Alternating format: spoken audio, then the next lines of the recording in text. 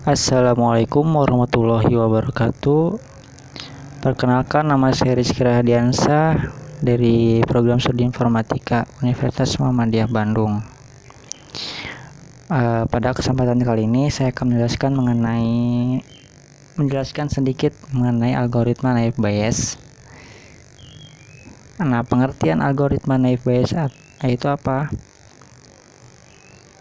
Algoritma naive Bayes merupakan sebuah metode klasifikasi menggunakan metode probabilitas dan statistik yang dikemukakan oleh ilmuwan berkebangsaan Inggris yaitu Thomas Bayes. Nah, algoritma juga memprediksi peluang di masa depan berdasarkan pengalaman di masa sebelumnya sehingga dikenal sebagai teorema Bayes. Ciri utama dari naive Bayes yaitu asumsi yang sangat kuat yang akan diindependensi dari masing-masing kondisi. Nah, naive Bayes juga merupakan metode yang memiliki tingkat akurasi yang lebih baik dibanding model yang lainnya karena sudah ada penelitian dalam bukti jurnal tersebut ada pada tahun 2009.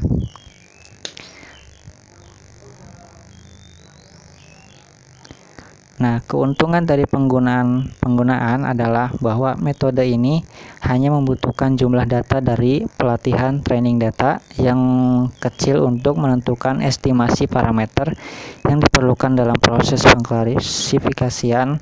Karena yang diasumsikan sebagai variabel independen, maka hanya varians dari suatu variabel dalam sebuah kelas yang dibutuhkan untuk menentukan klasifikasi, bukan dari keseluruhan dari matriks covariance. Ini tahapan dari proses algoritma. Tahapannya dari proses algoritma naive Bayes adalah yang pertama menghitung jumlah kelas atau label, menghitung jumlah kasus per kelas, mengkalikan semua variabel kelas, membandingkan hasil per kelas. Nah, kelebihan naive Bayes adalah yang pertama itu mudah dipahami, yang kedua hanya memerlukan pengkodean yang sederhana, yang ketiga lebih cepat dalam perhitungan,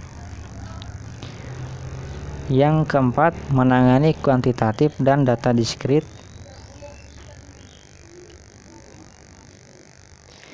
yang kelima kokoh untuk noise yang diisolasi, misalkan titik yang dirata-ratakan ketika mengestimasi peluang bersyarat data. Yang selanjutnya hanya memerlukan sejumlah kecil data pelatihan untuk mengestimasi parameter, yaitu rata-rata dari varians atau variabel yang dibutuhkan untuk klasifikasi. Yang selanjutnya menangani nilai yang hilang dengan mengabaikan instansi selama perhitungan estimasi peluang. Yang selanjutnya cepat, kemudian efisiensi ruang. Yang terakhir kokoh terhadap atribut yang tidak relevan. Nah, ini salah satu kekurangan naive Bayes. Saya rangkum menjadi kekurangan dari teori probabilitas Bayesian yang banyak dikritisi oleh para ilmuwan adalah karena pada teori ini satu probabilitas saja tidak bisa mengukur seberapa dalam tingkat keakuratannya. Dengan kata lain, kurang bukti untuk membuktikan kebenaran jawaban yang dihasilkan oleh teori ini. Kemudian tidak berlaku jika probabilitas kondisionalnya hanya 0 karena 0 maka apabila 0 maka probabilitas prediksi akan bernilai 0 juga. Kemudian mengasumsikan variabel bebas. Alur naive Bayes yaitu, nah ini bisa dilihat start, ini di flowchartkan start, baca training. Kalau misalkan numeriknya kalau misalkan datanya numerik. Jika tidak, jumlah probabilitas, kemudian label probabilitas, kemudian solusi dan stop. Jika iya, misalkan datanya numerik, maka kesinilah ke bagian ya, terus dicarilah mean tip parameternya, kemudian standar deviasi untuk setiap parameter, kemudian tabel mean dan standar deviasi, kemudian mencari solusi, kemudian stop situ. Alur langkah-langkahnya dari gambar flowchart yang sebelumnya, yaitu yang pertama membaca data training, menghitung jumlah dan data probabilitas, namun jika data numerik maka menghitung nilai mean dan standar deviasi dari masing-masing parameter yang merupakan numerik. Adapun persamaan untuk mencari nilai rata-rata hitung atau mean adalah yang selanjutnya menghitung nilai probabilistik dengan cara menghitung jumlah data yang sesuai dari kategori yang sama dibagi dengan jumlah data pada kategori sebelum tersebut. Yang ketiga, mendapatkan nilai dalam tabel mean, standar deviasi dan probabilitas. Yang keempat, menghasilkan solusi. Nah, ini saya mencoba dengan perhitungan Python ya. Nah, di sini ada saya menggunakan dataset yaitu Caesarian. Data tersebut memiliki 6 variabel. Age atau umur yang terdiri dari 22, 26, 28, 27, 32, 36, 33, 23, 20, 29, 25, 37, 24, 18, 30, 40, 41, 19, 21, 35, 17, dan 38. Delivery number adalah kelahiran dari beberapa, yaitu terdiri dari 1, 2, 3, dan 4.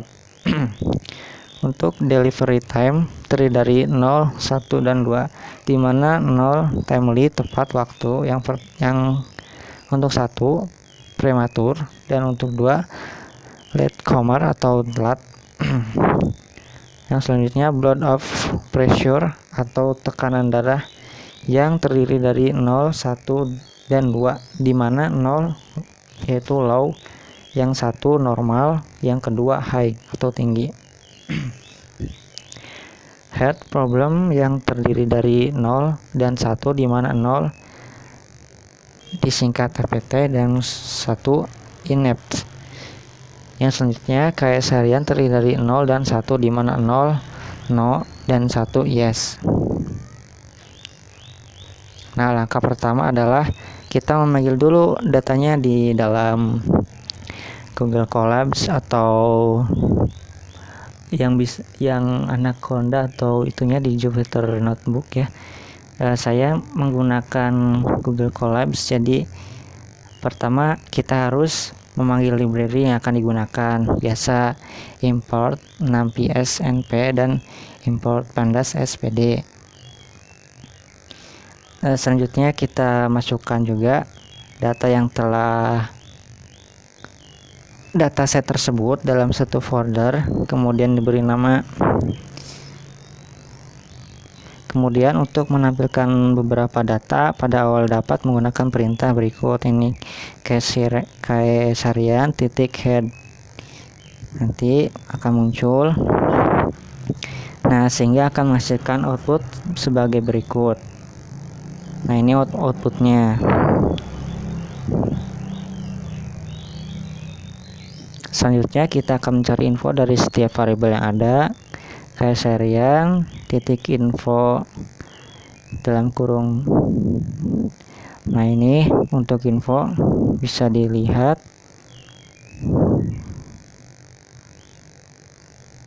Selanjutnya untuk menentukan variabel independen dan variabel dependennya, X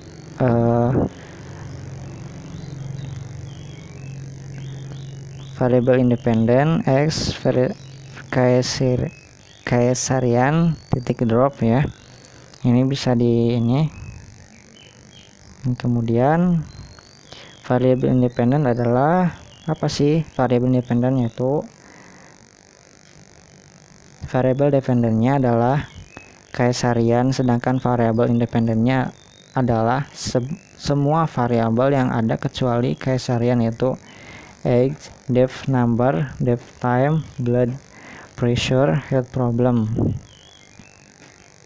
Nah, klasifikasi net bias ini terdapat di dalam package Scaleron, sehingga kita harus memanggilnya terlebih dahulu. Kita panggil dulu yang ini, panggil. Kemudian langkah selanjutnya adalah melakukan proses training data dengan random state. Random state-nya adalah 1, 2, 3, sehingga random state sebenarnya bebas karena nilai ini digunakan agar hasil data random yang kita dapatkan sama. Nah, kita masukkan dulu yang ininya, datanya, codingannya.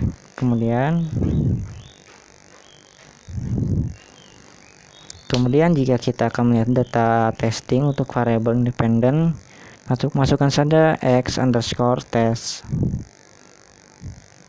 Kemudian sehingga kita akan masukkan output. Nah, ini outputnya. Nah, ini age, depth number, depth time, blood pressure, health problem. Ini yang umur 3126. Oke, next. Untuk mengaktifkan fungsi klasifikasi net bias dapat menggunakan script berikut. Nah, ini scriptnya untuk mengklasifikasikan net bias. Kemudian untuk memasukkan data training pada fungsi klasifikasi net bias, ini scriptnya. Nah, untuk menentukan hasil prediksi dari data testing, kita juga dapat menggunakan script yang ini.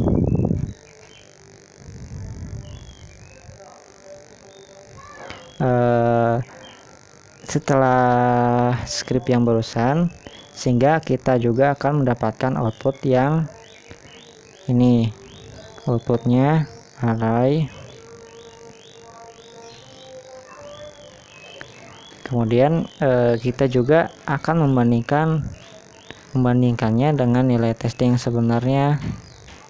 Ini scriptnya. Kemudian ini hasilnya. Kemudian dapat dilihat juga bahwa ada sekitar perbedaan 9 data antara data testing yang diprediksi dengan data testing yang sebenarnya. Selanjutnya, kita dapat mencari nilai probabilitas dari hasil prediksi sehingga kita dapat melihat kenapa data tersebut dibalik menjadi 0 ataupun 1. Ini scriptnya. Nah, ini hasilnya.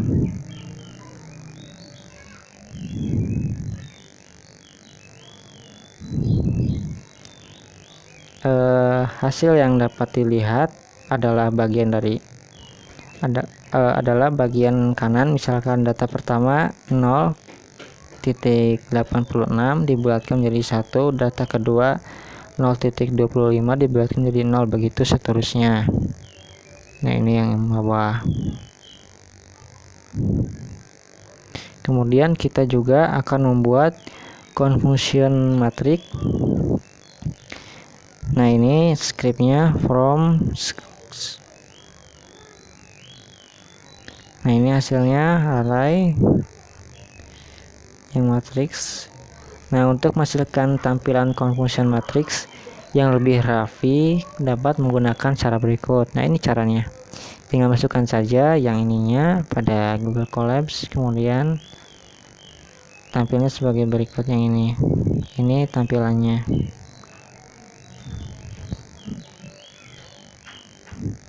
Selanjutnya didapatkan pula nilai akurasi yang sebagai berikut. Masukkan dulu ininya, scriptnya yang ini, kemudian run. Ini hasilnya. precision, recall, V-score, support. Nilai akurasi yang didapatkan dari hasil tersebut hanya 0,44 atau 44%, yang artinya hasil prediksinya belum cukup tepat. Untuk melihat overall statistik dalam satu kesatuan dapat menggunakan perintah berikut. Nah, ini masukkan saja ininya, scriptnya. Pip install PSM from PSM import, kemudian actual 1, kemudian kita run. Outputnya akan menjadi seperti ini. Nah, ini prediksi 0, 1, 0, 5, 0, 5, 4, 1, 5, 2. Overallnya ini.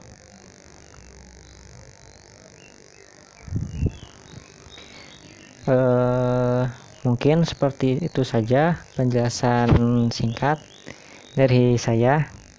Kurang lebihnya saya mohon maaf apabila ada kata-kata yang kurang tepat, dan kalau sekiranya ada perbaikan, silakan bisa memberitahu kalau misalkan ada kesalahan atau dalam penjelasannya saya kurang tepat atau kurang mengerti gitu. Nah, saya ngambil referensinya dari beberapa jurnal. Oke, sekian dari saya. Assalamualaikum warahmatullahi wabarakatuh. Terima kasih.